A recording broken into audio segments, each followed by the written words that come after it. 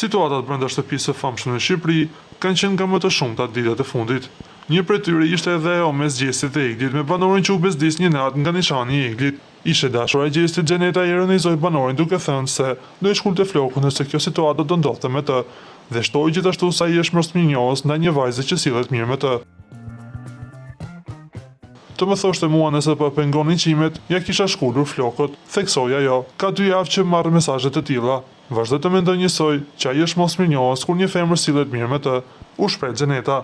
Më pas, ndër të tjera ajo foli në lidhje me situatën e saj emocionale me Gjestin. Xheneta jo përgjigj disa pyetjeve nga publiku që rrotulloheshin rreth saj dhe Gjestit, të cilat më parë kanë pasur një raport dashurie.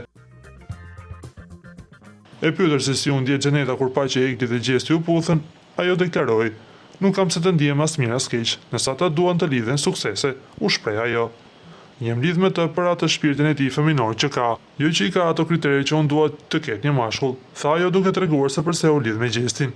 Ndërsa pyetës nëse do të bënte një bebe me Gjestin, ajo tha një jo të prerë.